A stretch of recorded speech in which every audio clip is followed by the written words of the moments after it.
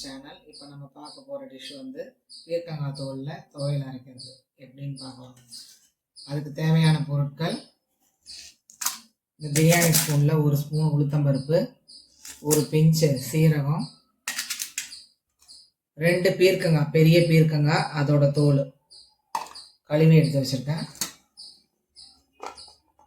1.25 piece தேங்காய், ஒரு முழு பூண்டு உரித்து வச்சது, ஒரு 8 வெங்காயம், சின்ன வெங்காயம், ஒரு 6 காஞ்ச மிளகாய், 4 பச்சை மிளகாய், ஒரு 3 பீஸ் புளி. இதுதான் இந்த 3 பீஸ் புளி. இப்போ கடாய் ஆன் பண்ணியாச்சு. இப்போ வந்து எண்ணெய் ஊற்ற போகிறோம். எல்லாத்தையும் வதக்கிக்கணும்.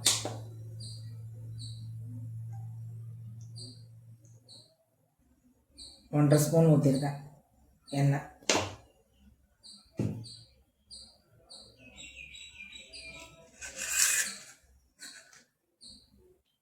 இப்போ எண்ணெய் காஞ்சோன்னா உளுத்தம்பருப்பும் சீரகமும் எடுத்து வச்சதை போட்டு நம்ம வதக்கிக்கலாம்.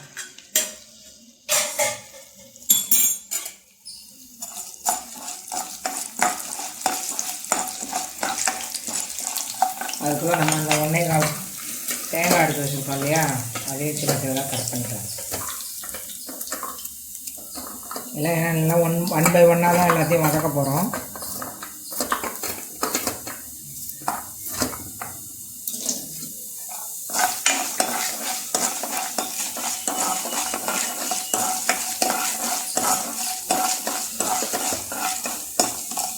மீடியம் ஃப்ளேமில் வச்சுக்கோங்க.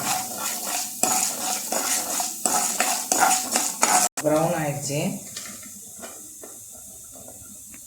தேங்காய், பூண்டு, சின்ன வெங்காயம்,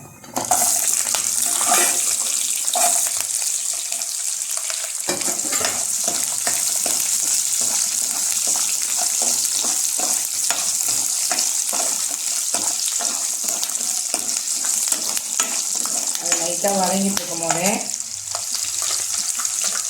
இந்த 4 பச்சை மிளகாய்,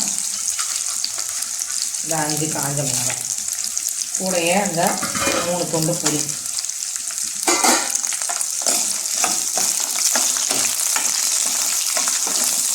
ரொம்ப வதங்க வேண்டாம் சார்.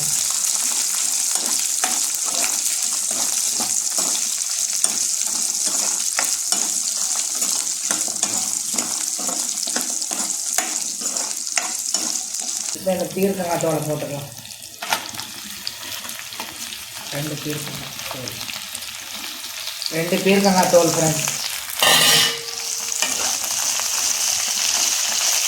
இது ஒரு 10 நிமிஷம், 10லேருந்து 15 நிமிஷம் வதக்கிக்கோங்க. வதக்கும் போது உங்களுக்கு அந்த பீர்க்கங்காயோட ஸ்மெல்லு வரும், அந்த தோலோட ஸ்மெல்லு. அப்போ நீங்கள் ஸ்டவ் ஆஃப் பண்ணிடுங்க. சால்ட்டெல்லாம் அரைக்கும் போது போட்டுட்டா போதும்.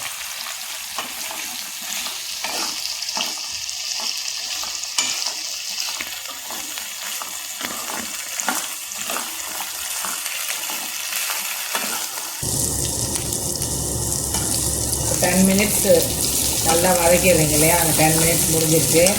இப்போ 10 மினிட்ஸ் கழிச்சு இது இந்த மாதிரி தான் இருக்கும். ஆனால் ரொம்ப வதங்கியிருக்காது, ஓரளவு கொஞ்சம் க்ரீனிஷாக இருக்கும்.